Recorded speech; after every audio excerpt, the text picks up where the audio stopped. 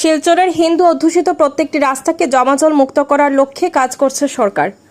বিধায়ক দীপায়ন চক্রবর্তী বৃহস্পতিবার বিকেল ডিলিমিটেশনের পরবর্তী সময়ে শিলচর বিধানসভায় অন্তর্ভুক্ত হওয়া মেহেরপুর শিবালিক পার্কের ৯ নম্বর লেনে বিধায়ক দীপায়ন চক্রবর্তীর বিশেষ তৎপরতায় আসাম সরকারের এসওপিডি প্যাকেজের অধীনে ৫০ লক্ষ টাকা ব্যয়ে প্রায় ৩৮০ মিটার ব্লকসহ দুই পাশে গার্ড দিয়ে ড্রেন দিয়ে সড়ক নির্মাণের কাজের শিলান্যাস করেন বিধায়ক দীপায়ন চক্রবর্তী। এদিন এই নবনির্মিত সড়কটির শিলান্যাসের অনুষ্ঠানকে কেন্দ্র করে সভায় আয়োজন করা হয়। এতে উপস্থিত ছিলেন মুখ্য অতিথি বিধায়ক দীপায়ন চক্রবর্তী, বিজেপির নিউ শিলচর মণ্ডলের সভাপতি দুলাল দাস, জেলা বিজেপির প্রবীণ নেতা ভোলানাথ যাদব সহ অন্যান্যরা। এদিন সভার প্রথমে বিধায়ক দীপায়ন চক্রবর্তীকে গলায় উত্তরীয় ও হাতে পুষ্পস্তবক দিয়ে সম্মান জানানো হয়।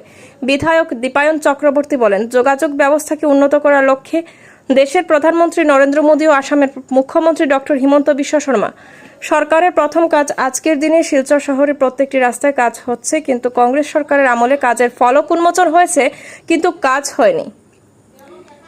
এছাড়াও তিনি বলেন, এই কাজগুলো সম্পন্ন হলে শিলচরের জমাজলের সমস্যা থেকে জনগণ নিস্তার পাবেন বলেও তিনি আশাবাদী। সমীর কুমার দাস বলেন, ডিলিমিটেশনের আগে এই রাস্তাটি বেহাল অবস্থা ছিল। সোনাই বিধানসভার অন্তর্ভুক্ত ছিল রাস্তাটি। প্রত্যেকজন বিধায়কের সঙ্গে এই রাস্তাটির বিষয়ে আলোচনা করলেও কোনো উপযুক্ত ব্যবস্থা হয়নি, কিন্তু ডিলিমিটেশনের পরবর্তী সময়ে শিলচরে অন্তর্ভুক্ত হওয়ার পর বিধায়ক দীপায়ন চক্রবর্তীর সঙ্গে কথা বলার পরবর্তী সময়ে এই সুন্দর রাস্তাটি উপহার পেলাম। এই শিবালিক পার্কের ৯ নম্বর লেনবাসীরা ওনাকে আগামী দিনেও শিলচরের বিধায়ক হিসেবে দেখতে চান এই লেনের বাসিন্দারা বলেও তিনি জানান। এদিন সভাটি পরিচালনায় ছিলেন মিঠুন রায় এবং উপস্থিত ছিলেন জয়দীপ চক্রবর্তী, দেবাশিস রায়, প্রদীপ গোয়ালা সহ অন্যান্যরা। শেষ ব্যক্তিটা পর্যন্ত যাতে তার ন্যূনতম মৌলিক অধিকার পায়, তার জন্য এই দলের সৃষ্টি হয়েছিল। আর এই আশা ভরসা নিয়ে আমরা কাজ করে যাচ্ছি।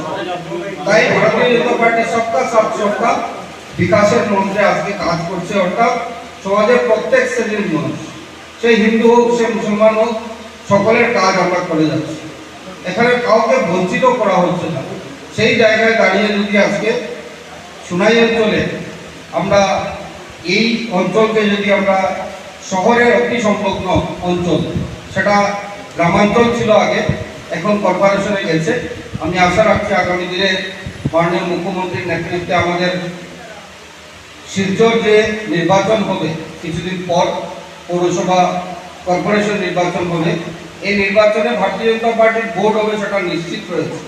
নিশ্চিত তার জন্য বললাম যে যেভাবে বিকাশ, প্রধানমন্ত্রী নরেন্দ্র মোদীজির বিকাশ আর ডক্টর হিমন্ত বিশ্ব শর্মার বিকাশ, সেই বিকাশের কথা চিন্তা রেখে যত ইলেকশন আজকে আসাম রাজ্যে বা গোটা ভারতবর্ষে অনুষ্ঠিত হচ্ছে, সেই ইলেকশনগুলোতে আমরা দেখছি যে ভারতীয় জনতা পার্টির জয় জয়কার হচ্ছে। তাই কর্পোরেশনে এই অঞ্চল যখন আসবে, আমাদের যখন অসম্ভব কার্য সুবিধা পেয়েছি, যার জন্য তাদেরকে আমি আমার অঞ্চলের অন্তর্গত থেকে সুনাম জানাই। আমাদের সহযোগিতা ছাড়া এখন কাজ করা সম্ভব হতো না, যার জন্য আপনাদেরকে ধন্যবাদ জানাই। এই বলে আমি আমার সুদীবৃন্দ, আপনাদের আমি প্রথমে আমার আন্তরিক শুভেচ্ছা এবং নমস্কার জানাই। আর এই শুভ মুহূর্তে আমাদের মাননীয় এমএলএ মহাশয় নবনির্মিত 9L শিবালিক পার্কের 9L